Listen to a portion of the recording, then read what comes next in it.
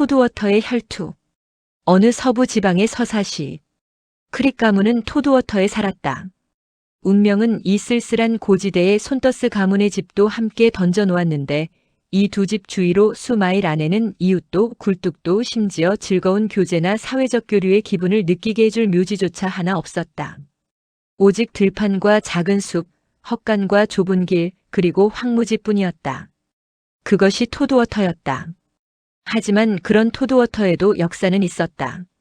이 외딴 시장 구역의 미개한 배후지에 밀려난 이 위대한 인류 가족의 두 분파는 비슷한 처지와 외부 세계로부터의 공통된 고립감 속에서 서로에게 의지하며 동료애를 느꼈을 법도 했다.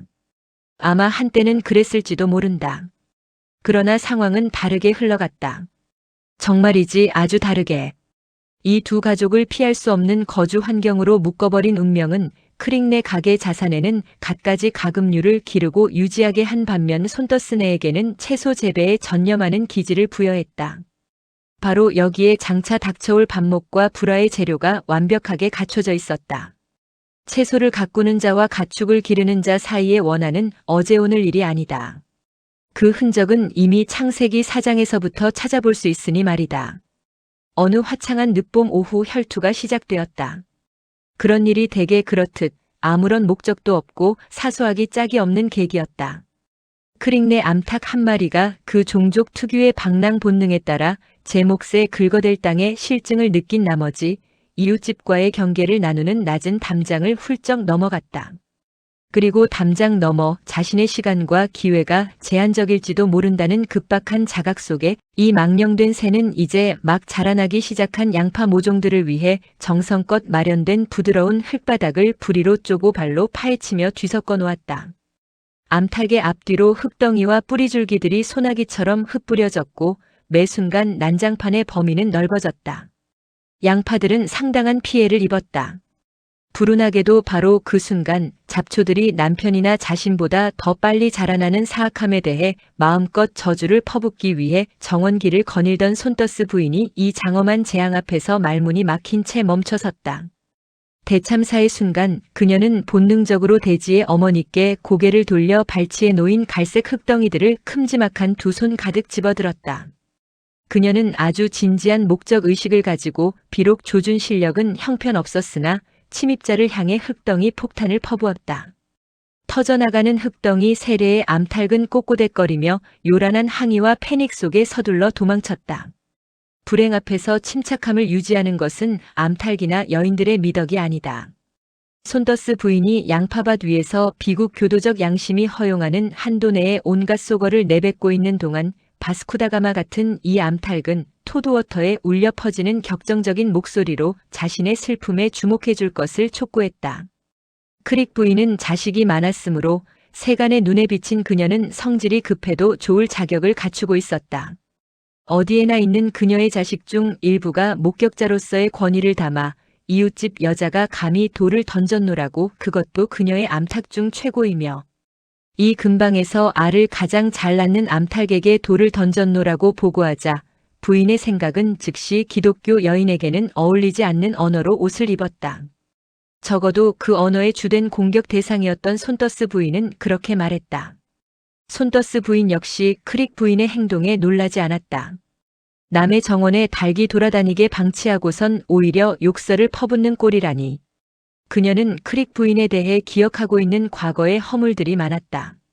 동시에 크릭 부인 역시 수잔 손떠스의 과거에 숨겨진 결코 명예롭지 못한 에피소드들을 떠올리고 있었다.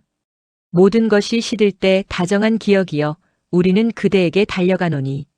4월의 오후 햇살이 옅어지는 가운데 두 여인은 담장을 사이에 두고 서로 마주 서서 상대방 가족사에 남긴 오점과 결점들을 숨 가쁘게 끄집어냈다. 크릭 부인의 이모 중 한 명은 엑서터 구빈원에서 거지로 죽었다는 사실을 누구나 알고 있었다. 손떠스 부인의 외삼촌은 술을 진탕 마시다 죽었다. 그리고 크릭 부인의 브리스틀 사촌은 또 어떤가. 그의 이름이 불릴 때에 찢어지는 듯한 승리감으로 보건대 그의 죄목은 최소한 대성당에서 물건을 훔친 정도는 되어야 했다.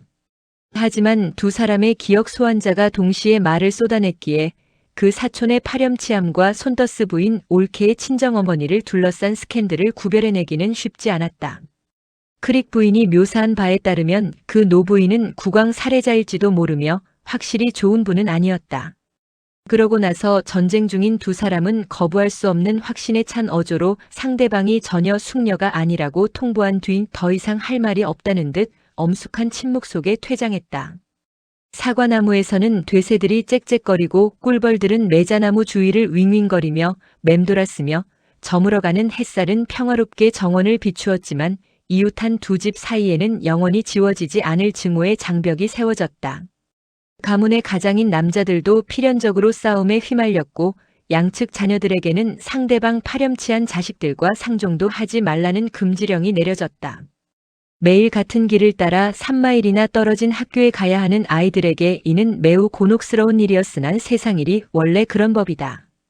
그리하여 두 집안 사이의 모든 소통은 끊어졌다. 고양이들만 제외하고 말이다. 손더스 부인이 아무리 한탄해도 소문은 크릭네 수고양이를 손더스네 암고양이가 낳은 새끼들의 아비로 지목했다. 손더스 부인은 새끼 고양이들을 물에 빠뜨려 죽였지만 그 수치심만은 남았다. 봄이 가고 여름이 오고 다시 겨울이 왔지만 혈투는 계절보다 오래 지속되었다. 한때는 종교의 치유 능력이 토드워터의 예전의 평화를 되찾아줄 것처럼 보이기도 했다.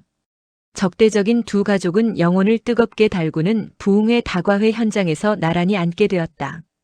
찬송가 소리가 울려 퍼지고 찻잎보다는 뜨거운 물의 성질을 더 많이 닮은 음료가 나오고 든든하게 만들어진 번빵이 영적인 상담의 곁들임으로 나오던 그곳에서 경건한 축제 분위기에 휩쓸린 손더스 부인은 마음을 누그러뜨리고 크릭 부인에게 오늘 저녁 날씨가 참 좋다는 조심스러운 말을 건넸다. 9잔째의 차와 4곡째의 찬송가에 고무된 크릭 부인 역시 날씨가 계속 좋기를 바란다는 희망 섞인 대답을 내놓았다. 그러나 손더스 씨가 눈치 없이 농작물의 성장이 더디다는 언급을 하는 바람에 혈투는 예전에 그 비통함을 가득 품고 구석에서 다시 걸어 나왔다.